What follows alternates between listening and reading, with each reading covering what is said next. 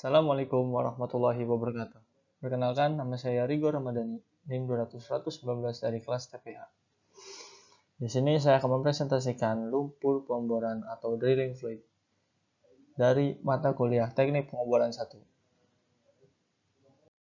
Yang pertama, yaitu ada definisi lumpur pemboran. Definisi lumpur pemboran adalah suatu fluida yang bersirkulasi dalam pemboran putar, yang mempunyai berbagai fungsi yang diperlukan dalam operasi pemboran. Dan lanjut, dari fungsi lumpur pemboran. Fungsi lumpur pemboran merupakan faktor yang penting dalam pemboran. Dari kecepatan pemboran, efisiensi, keselamatan, dan biaya pemboran sangat tergantung pada lumpur ini. Dan ada pula macam-macam fungsi lumpur pemboran, yaitu yang pertama ada pengangkatan cutting ke permukaan. Pengangkatan cutting ke permukaan tergantung dari kecepatan fluida di anulus dan kapasitas untuk menahan fluida yang merupakan fungsi dari densitas, aliran, viskositas. Umumnya kecepatan 100-120 fpm telah cukup. Walau kadang-kadang perlu 200 fpm, tapi jarang.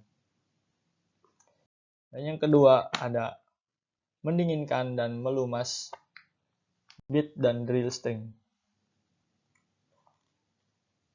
Karena gesekan bit dan drill string yang secara kontak dengan formasi maka akan menimbulkan panas akibat gesekan tersebut. Yang ketiga yaitu memberi dinding pada lubang bor dengan mud cake.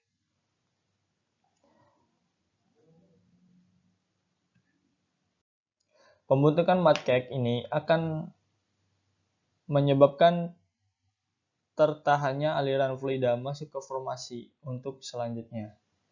Adanya aliran yang masuk yaitu cairan plus padatan menyebabkan padatan tertinggal atau tersaring. Dan cairan yang masuk ke formasi disebut filtrat.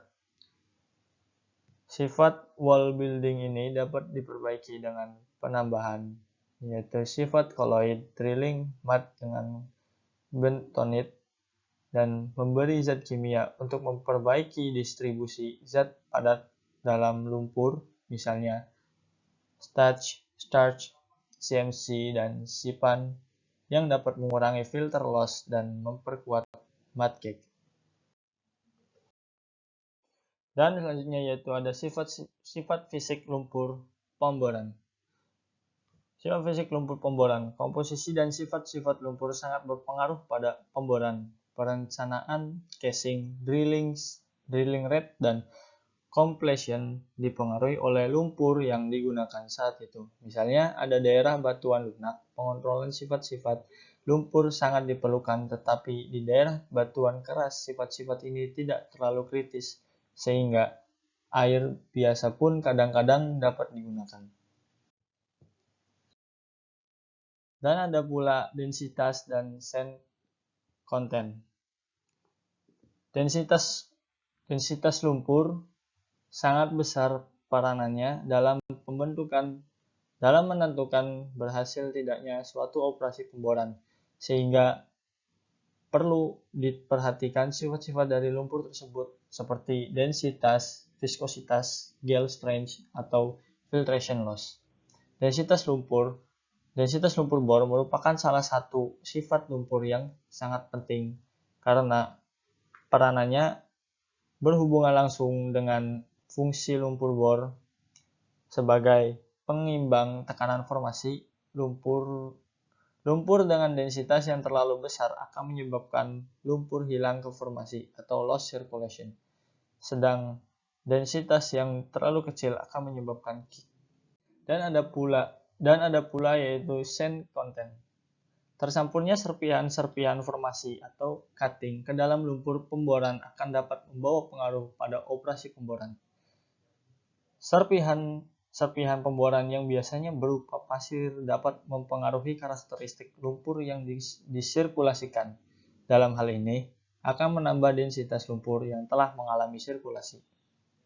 Bertambahnya densitas lumpur yang tersirkulasi ke permukaan akan menambah beban pompa sirkulasi lumpur. Oleh karena itu, setelah lumpur disirkulasikan harus mengalami proses pembersihan untuk menghilangkan partikel-partikel yang masuk ke dalam lumpur selama sirkulasi. Alat-alat yang biasanya disebut conditioning equipment adalah yang pertama ada shell shaker. Fungsinya membersihkan lumpur dari serpian-serpian atau cutting yang berukuran besar. Dan yang kedua ada degauser untuk membersihkan lumpur dari gas yang masuk. Yang ketiga ada descender untuk membersihkan lumpur dari partikel-partikel padatan yang berukuran kecil yang biasanya lolos dari shell shaker. Terus yang terakhir ada desilter. Fungsinya sama dengan descender, tetapi desilter dapat membersihkan lumpur dari partikel-partikel yang berukuran lebih kecil. Nah, sand content dari lumpur pemboran adalah persen volume dari partikel dengan diameternya lebih besar dari 74 mikron. Dan yang kedua yaitu ada viskositas dan gel strength. Gel strength merupakan bagian yang pokok dalam sifat-sifat rheologi fluida pemboran. Pengukuran sifat-sifat rheologi fluida pemboran penting dilakukan karena efektivitas pengangkatan cutting merupakan fungsi langsung dari viskositas. Sifat gel pada lumpur juga penting pada saat round trip sehingga viskositas dan gel strength menjadi salah satu indikator baik tidaknya suatu lumpur pemboran. Dan lanjut ke jenis lumpur pemboran. Jenis lumpur pemboran itu memiliki ada 4 jenis lumpur pemboran, yaitu freshwater mud, saltwater mud, oil in water emulsion mud, oil based dan oil based emulsion mud. Nah, yang pertama itu freshwater mud. Freshwater mud adalah lumpur yang fase cairannya adalah air tawar dengan kadar garam yang kecil, yaitu kurang dari 10.000 ppm sama dengan 1% berat garam. Jenis-jenis lumpur freshwater mud adalah spud mud, natural mud, bentonite treated mud, phosphate treated mud, organic colloid treated mud, red mud, calcium mud, lime treated mud, gypsum treated mud, dan calcium salt. Dan yang kedua yaitu saltwater mud. Saltwater mud ini, lumpur ini digunakan terutama untuk membor kubah garam, atau salt dome atau salt stranger, lapisan formasi garam. Tapi kadang-kadang bila ada aliran air garam yang tertembus, filtrat loss-nya besar dan mud cake-nya tebal bila tidak ditambah organic colloid. Dan yang ketiga ada oil in water emulsion mud.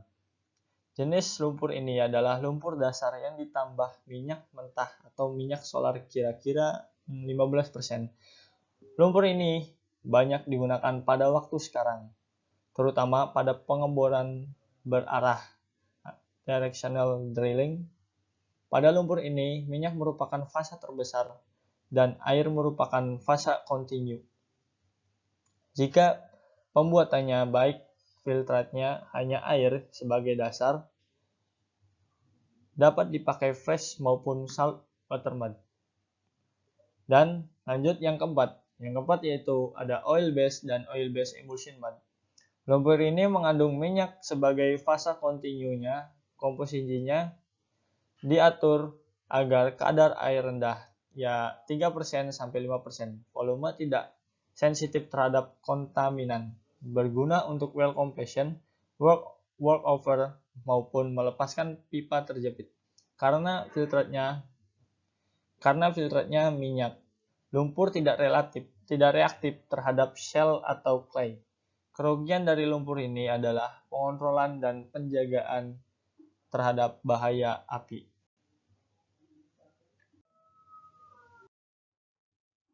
Lanjut ke material dan fungsi lumpur pemboran per material. Yang pertama itu, secara umumnya itu